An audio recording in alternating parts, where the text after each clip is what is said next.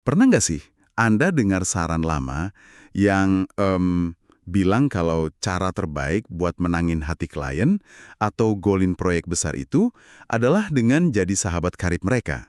Oh, itu sering banget. Kayak kita selalu diajarin buat bersikap super manis, nyari kesamaan hobi, traktir ngopi, dan ya sebisa mungkin menghindari yang namanya konflik, kan? Bener banget.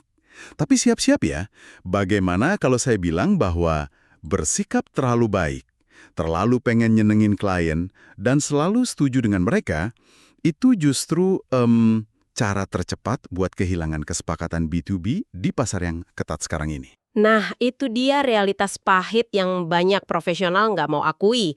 Kita udah dikondisikan sama dogma puluhan tahun yang bilang orang beli dari orang yang mereka sukai. Padahal faktanya nggak selalu gitu. Betul, dan itulah yang bakal kita bongkar habis-habisan di sesi deep dive kita hari ini. Kita punya satu dokumen riset yang luar biasa ekstensif, judulnya The Challenger Playbook. Ini didasarkan pada riset Matthew Dixon dan Brent Adamson. Riset yang benar-benar mengubah permainan. Sangat mengubah permainan. Misi kita hari ini adalah membedah strategi The Challenger Sale ini. Buat Anda yang selalu diajarin kalau pembeli adalah raja dan kita harus selalu ngalah, bersiaplah. Karena data yang bakal kita bahas ini mungkin terasa kayak tamparan, tapi sekaligus pencerahan yang Anda butuhkan. Untuk paham kenapa paradigma lama ini bisa runtuh, kita harus lihat datanya langsung. Penulis riset ini nggak cuma buduk dan berteori, mereka ngelakuin studi masif ke 6.000 representatif penjualan B2B di 90 perusahaan. 6.000 orang ya, itu skala yang sangat besar. N. Tunggu dulu, 53% dari apa nih maksudnya? 53% dari loyalitas pelanggan B2B itu sama sekali nggak didorong oleh apa yang Anda jual. Maksudnya bukan karena produknya. Bukan karena produk Anda punya fitur paling mutakhir, dan bukan juga karena harga Anda paling murah. Faktanya, produk dan harga itu cuma nyumbang persentase yang lumayan kecil. Wah, ini menarik. Terus 53% itu dari mana? Loyalitas itu didorong sepenuhnya oleh bagaimana Anda menjualnya. Ini yang mereka sebut sebagai the sales experience atau pengalaman penjualan. Oke, jadi interaksinya ya. Betul, di pasar sekarang ini punya produk bagus dan harga yang kompetitif itu ibaratnya cuma tiket masuk ke stadion, syarat dasar aja. Yang bikin Anda menang itu adalah apakah interaksi Anda bisa ngasih wawasan baru atau enggak buat pelanggan. Jadi, lebih dari separuh alasan sebuah perusahaan mau setia bayar miliaran rupiah ke Anda, itu karena pengalaman saat ngobrol sama Anda. Ini bikin saya kepikiran satu analogi. Gimana tuh? Bayangin Anda lagi ngerasa pusing nih. Terus Anda mendiagnosis diri Anda sendiri, ini paling masuk angin. Terus Anda pergi ke dokter. Oke. Dan dokter itu cuma senyum manis, pegang tangan Anda terus bilang, ya sepertinya Anda masuk angin, ini vitaminnya semoga cepat sembuh. Dokter itu sangat disukai kan? Dia nggak mau debat sama Anda. Sangat menghindari konflik. Tapi dia itu dokter yang buruk. Anda kan nggak butuh divalidasi kalau Anda salah. Anda pengen dokter yang berani lihat hasil lab Anda, mengerutkan dahi dan bilang, maaf, Anda ini bukan masuk angin. Anda punya penyumbatan pembuluh darah. Nah, itu dia. Kalau Anda nggak ubah pola makan hari ini juga, Anda bahaya. Kita butuh dokter yang berani menantang diagnosis kita demi kebaikan kita sendiri. Analogi yang sangat pas. Klien B2B itu pada dasarnya nggak nyari teman ngobrol. Mereka nyari keahlian yang bisa nyelamatin mereka dari titik buta mereka sendiri. Di riset ini, mereka memetakan tenaga penjualan ke dalam 5 profil perilaku buat ngelihat mana sih yang bertindak kayak dokter sejati tadi. Oke, 5 profil. Apa aja tuh? Pertama ada the hard worker. Mereka ini yang kerjanya pakai tenaga kuda. Datang paling pagi, pulang paling malam, ngirim 100 email sehari. Tipe pekerja keras klasik ya. Yang kedua? Kedua, nah ini dia, the relationship builder. Ini profil yang lagi kita bahas. Mereka sangat fokus pada keharmonisan, selalu ada buat klien, dan paling benci sama yang namanya ketegangan. Mereka yang paling sering bawa donat ke kantor klien kan? Persis. Terus yang ketiga ada the lone wolf. Mereka ini kayak primadona, insting jualannya jenius, tapi suka langgar aturan perusahaan, dan susah banget diatur sama manajer. Oh, yang penting target tembus ya. Terus profil keempat? Keempat itu the reactive problem solver. Mereka ini mirip banget sama customer service yang luar biasa, sangat andal mastiin barang sampai tepat waktu, tapi sayangnya kurang jago kalau disuruh nyiptain permintaan baru. Dan yang terakhir, Yang kelima, jagoan kita, the challenger. dan tebakan saya, The Challenger ini yang mendominasi daftar top performer kan? Secara absolut, di penjualan yang kompleks mereka mendominasi. Tapi, mari kita fokus ke profil yang paling sering diajarin di pelatihan tradisional, yaitu the relationship builder. Kenapa mereka justru gagal total pas jualan solusi yang rumit? Iya, kenapa tuh? Padahal kan logikanya kalau klien suka sama kita, mereka bakal beli dari kita. Masalahnya ada di tujuan utama mereka. Tujuan the relationship builder itu adalah menghilangkan ketegangan di ruangan. Jadi kalau pelanggan bilang A, mereka bakal mati-matian cari cara buat setuju sama A. Oh, jadi mereka kayak cuma jadi echo chamber gitu ya? Betul. Kalau Anda selalu setuju sama klien, Anda itu cuma mengkonfirmasi status quo mereka. Anda nggak bawa nilai tambah sama sekali. Pelanggan mungkin suka banget sama Anda, ngundang Anda ke acara kawiman anaknya. Tapi pas tiba waktunya buat tanda tangan kontrak miliaran, Mereka nggak ngerasa ada urgensi buat beli. tepat. Karena menurut klien ya, semuanya baik-baik aja. Buktinya, Anda setuju-setuju aja sama cara kerja mereka selama ini. Berarti, sebaliknya seorang challenger paham kalau perubahan itu nggak bakal terjadi tanpa ada rasa nggak nyaman ya? Pasti. Challenger itu sengaja bawa dan mempertahankan ketegangan di ruangan. Tapi ingat, ini bukan ketegangan gara-gara berantem atau kasar ya. Ini namanya ketegangan konstruktif. Ketegangan komersial, gitu ya? Iya, tujuannya buat mendidik pelanggan tentang masalah sistemik di perusahaan mereka yang selama ini nggak mereka sadari. Masalah yang pelan-pelan lagi ngabisin duit mereka. Oke, tapi gimana caranya? Maksud saya, kalau relationship builder gagal karena terlalu manis, apa yang sebenarnya dilakuin challenger biar bisa bikin ketegangan ini tapi klien nggak ngusir mereka dari ruangan? Nah, disinilah dokumen kita memperkenalkan strategi 3T. 3 pilar utama DNA seorang challenger. Apa hebatnya produk mereka? Terus buat apa? Mereka datang buat ngajarin pelanggan tentang bisnis pelanggannya itu sendiri. Mereka ngasih insight atau wawasan yang benar-benar mengubah cara klien mandang operasional mereka. Jadi fokusnya ke masalah klien, bukan ke fitur produk. Terus T yang kedua, tailor. Tailor itu menyesuaikan. Maksudnya, Anda nggak bisa pakai satu slide presentasi yang sama buat semua orang.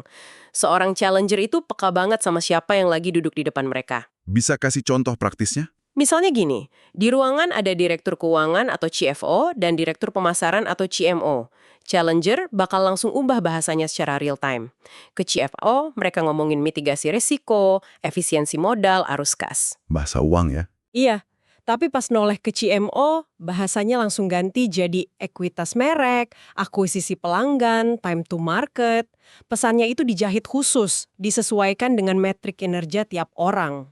Masuk akal banget. Tapi pilar ketiga ini nih, take control atau mengambil kendali. Saya ngerasa harus sedikit nantang konsep ini. Boleh, silakan? Gini, di lapangan, buat Anda yang sering ngadepin klien-klien level atas yang egonya lumayan tinggi, kalau kita sengaja ngambil kendali percakapan, nantang pemikiran mereka, nunjukin kalau mereka itu punya titik buta.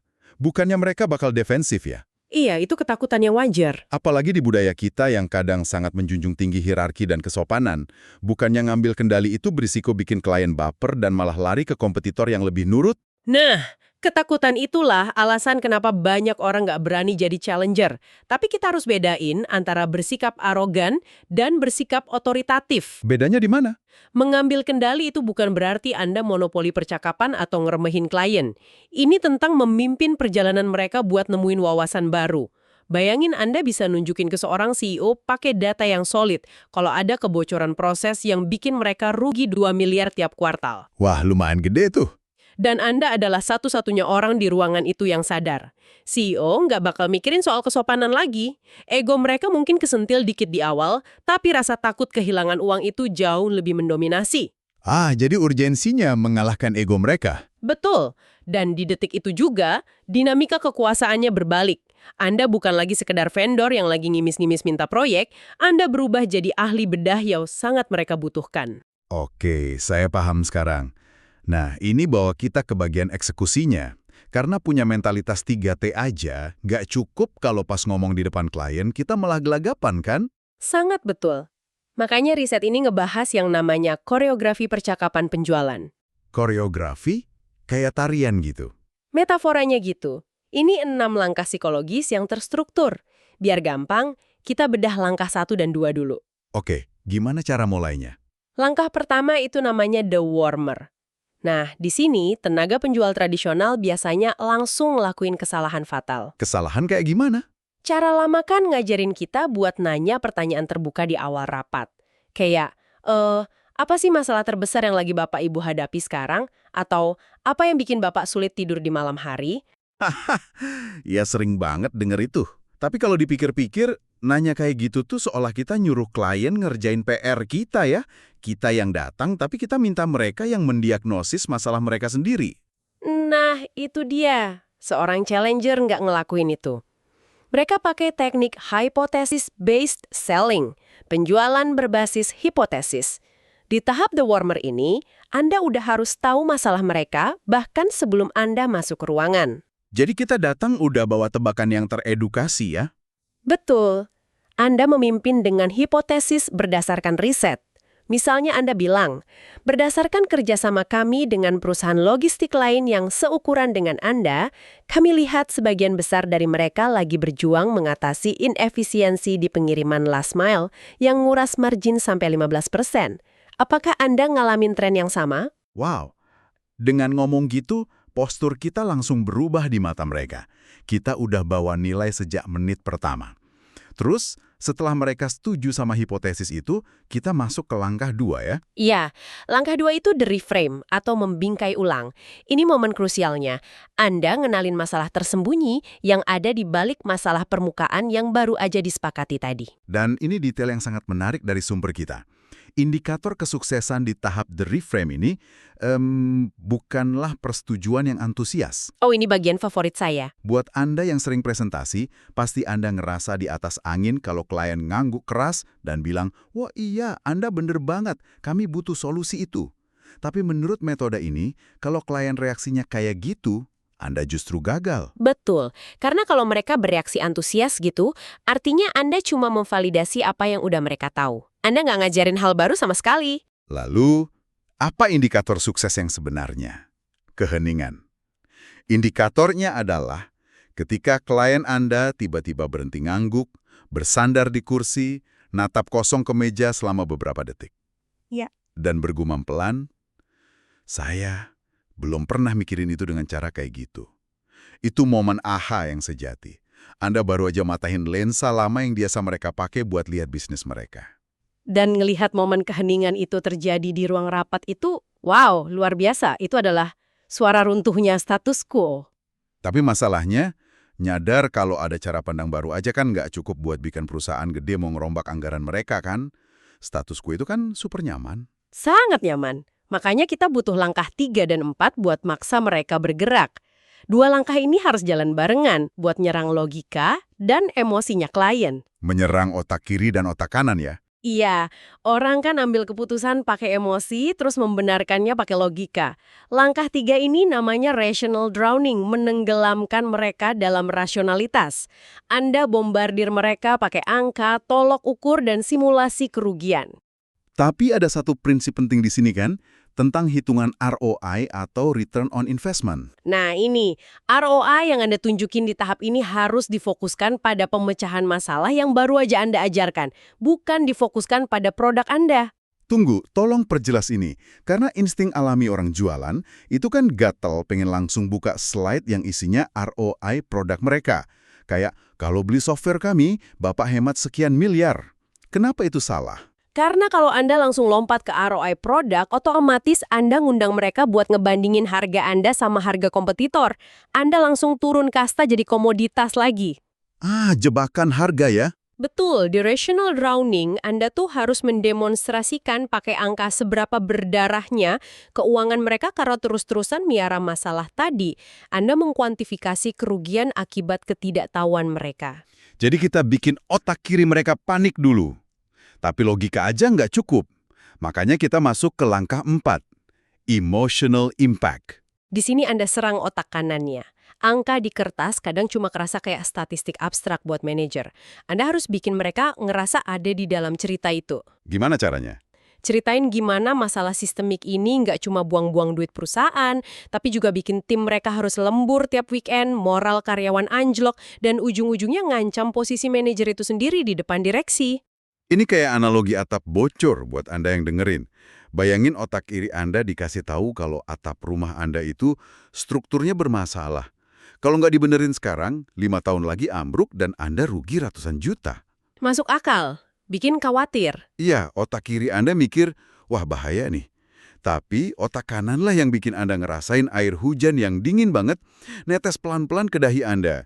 Pas jam 2 pagi waktu Anda lagi capek-capeknya pengen tidur. Haha, itu kerasa banget nyebelinnya. Angka ratusan juta bikin Anda mikir, tapi air dingin di dahi itulah yang bikin Anda langsung loncat dari kasur dan nelpon tukang atap detik itu juga. Kombinasi pukulan yang mematikan.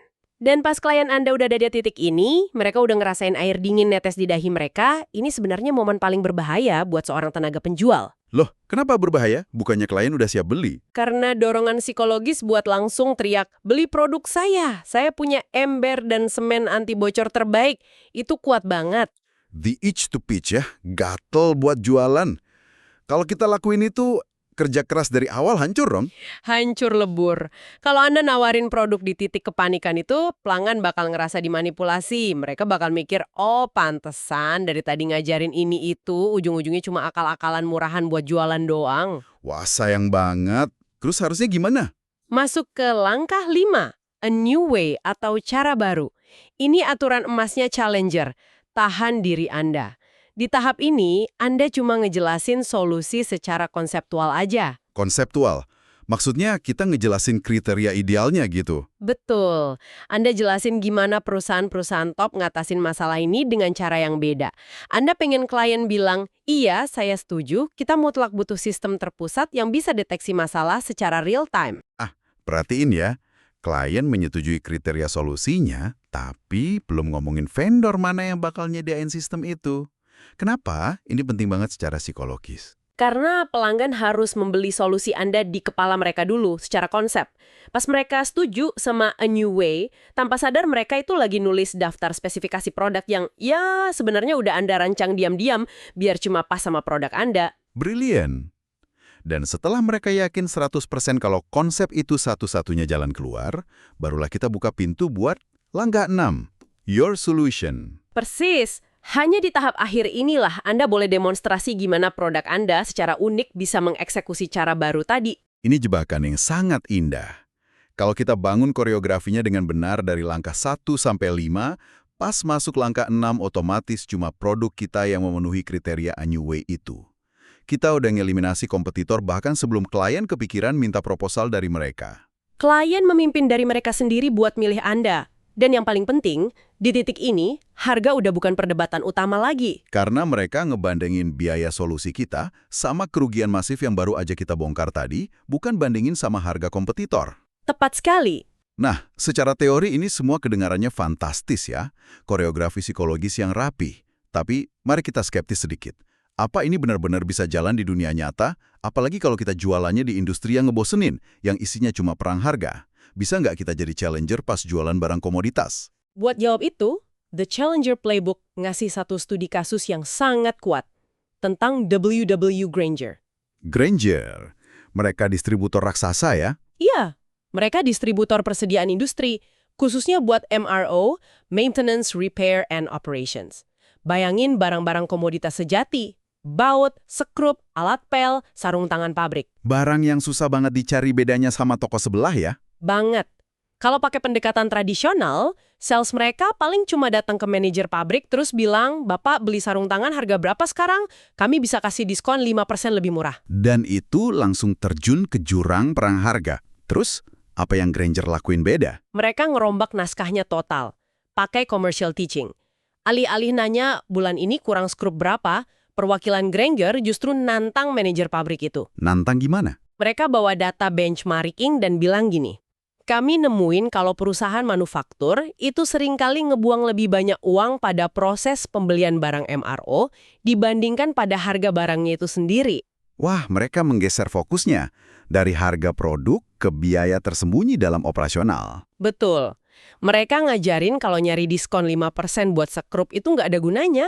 Kalau ternyata proses persetujuan buat beli sekrup itu berbelit-belit, inventaris nggak terkelola, sampai mesin pabrik harus mati nungguin barang datang. Inefisiensi itu yang ngabisin ratusan juta. Ini contoh sempurna dari langkah 2 dan 3 tadi ya, the reframe dan rational drowning. Terus hasil akhirnya gimana buat Grainger? Hasilnya monumental. Mereka berhasil ngebantu banyak perusahaan merestrukturisasi manajemen inventaris mereka. Ini ngebebasin arus kas klien gede-gedean. Dan di mata klien, posisi Grainger langsung berubah. Mereka bukan lagi vendor penjual alat pel. Mereka naik level jadi mitra strategis operasional pabrik. Kekuatan dari insight ya. Dan di bagian akhir sumber kita, ada satu kutipan pamungkas dari Deb Oller, mantan senior vice president di Grainger. Menurut saya, ini merangkum seluruh esensi dari metode Challenger. Dia nanya satu pertanyaan tajam ke timnya. Mengapa pelanggan kami harus beli dari kami dan bukan dari orang lain? Dan ingat, kalau jawaban Anda atas pertanyaan Deb Oller itu masih yang klise-klise kayak, oh karena kualitas kita terbaik, atau karena layanan pelanggan kita ramah, siap-siap aja Anda dilibas kompetitor. Karena semua orang juga bilang gitu kan? Iya, Deb Oller nekanin kalau Anda tuh harus ngemuin kapabilitas unik Anda, terus tarik mundur buat nyari satu masalah bisnis yang lagi nguras duit klien tanpa mereka sadari. Presentasi Anda harus fokus ke masalah itu, yang mana hanya Anda yang bisa beresin. Luar biasa. Jadi, apa benang merah dari semua ini buat Anda yang lagi dengerin? Di dunia profesional yang makin bising ini, kalau Anda cuma jadi sosok yang menyenangkan, gampang setuju, menghindari ombak sekedar jadi relationship builder, itu adalah strategi yang pelan tapi pasti bakal nenggelamin Anda. Buat menang, Anda harus berevolusi jadi seorang challenger. Terapkan 3T. Berani ajarin wawasan baru yang nantang asumsi lama klien, itu teach. Terus, jahit pesan Anda khusus buat orang yang duduk di depan Anda, itu tailor. Dan jangan pernah takut buat mimpin percakapan ke area yang mungkin agak nggak nyaman tapi bernilai tinggi, itu take control. Dan jangan lupa sama 6 langkah koreografinya. Jangan suruh klien diagnosis masalah mereka sendiri, pimpin pakai hipotesis. Bingkai ulang pemahaman mereka sampai Anda lihat momen keheningan yang ngasih tahu kalau status quo mereka udah runtuh. Tenggelamkan mereka pakai data rasional kerugiannya, bikin mereka ngerasain sakitnya secara emosional. Bangun kesepakatan di tingkat konseptual dulu, dan barulah di akhir, perkenalkan solusi Anda sebagai satu-satunya penyelamat. Sebuah perjalanan psikologis yang sangat terukur. Bener. Nah, sebelum kita tutup, saya pengen ninggalin Anda dengan satu pemikiran provokatif. Dari tadi kita bahas metodologi ini dalam konteks B2B jutaan dolar. Tapi coba deh Anda lepas lensa penjualan itu sebentar. Coba terapkan mentalitas challenger ini di kehidupan karir sehari-hari Anda. Buat politik kantor misalnya ya. Betul. Pikirin deh, pas Anda harus presentasi ide baru ke atasan, atau pas Anda nyoba yakinin tim beda departemen buat ngerombak sistem kerja yang udah usang. Seberapa sering ide brilian Anda ditolak atau macet di birokrasi? Cuma gara-gara Anda terlalu sibuk jadi the relationship builder. Takut nyinggung ego bos ya. Iya, Anda mungkin terlalu takut merusak suasana ruang rapat, sampai akhirnya Anda gagal ngajarin ke mereka masalah tersembunyi yang sebenarnya lagi nahan potensi perusahaan. Mungkin udah saatnya Anda berhenti berusaha bikin semua rekan kerja Anda merasa nyaman. Ingat analogi dokter di awal tadi. Atasan Anda nggak butuh karyawan yang cuma bisa ngangguk-ngangguk tapi biarin proyeknya hancur. Mereka butuh diagnosis yang jujur dan transformatif. Jadi, pertanyaannya buat Anda, bersediakah Anda mulai menciptakan sedikit ketegangan konstruktif di rapat Anda besok pagi? Pertanyaan yang sangat menantang. Terima kasih sudah bergabung di Deep Dive kita kali ini. Semoga wawasan ini ngasih Anda perspektif baru buat memimpin percakapan di dunia profesional Anda. Sampai jumpa di diskusi kita selanjutnya.